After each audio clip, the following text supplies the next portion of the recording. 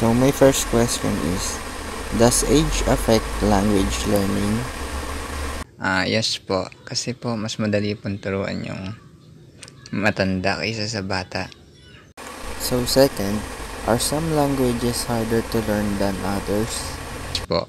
Mas madali pong matutunan po yung English kumpara po sa salita po ng Arabic po. Kasi yung salita ng Arabic, yung sulat pa lang mahirap na po eh. Kumpara po sa Chinese po, may meaning po. At may mga movies na masarap panoorin. Kaya mas medyo madali pakinggan. Why is it so hard to lose your foreign accent? Kasi po nasa Pilipinas po tayo. Pero pagka nasa ibang bansa na po tayo gaya ng Britain is mas madali po na mawala po yung accent natin kasi masasanay tayo sa ibang tao na ganun yung accent, mapapagaya tayo. How does speaking a second language affect your identity? Bali nag-iiba po yung identity natin pagka may natututunan tayo second language. Kasi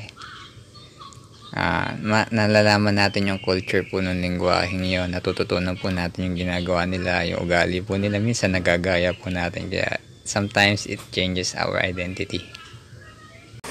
How does the brain process second language?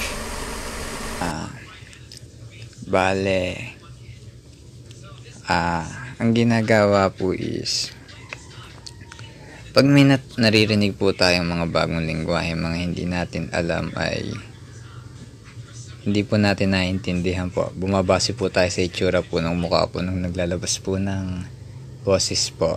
Bumabase po tayo sa sign language sa mga mukha nila, emotional status nila, mga ganun po. Kaya much more on tayo nakikita kaysa sa naririnig. Hanggang sa maintindihan na natin yung pinagsasabi nila pagka medyo guess na natin yung ginagawa nila. And my last question is, does learning a second language improve your tolerance of other culture? Yes po. Kasi naintindihan na po natin yung pinagsasabi nila. Mas natin magigets yung sinasabi nila pagka alam na po natin yung lingwahe nila. Tas pag alam na po natin yung lingwahe nila, mas maintindihan natin yung culture nila. Kasi mas mafe-feel natin, mas maintindihan natin yung mga pinagsasabi nila.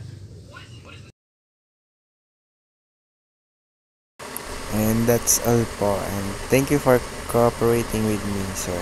Thank you.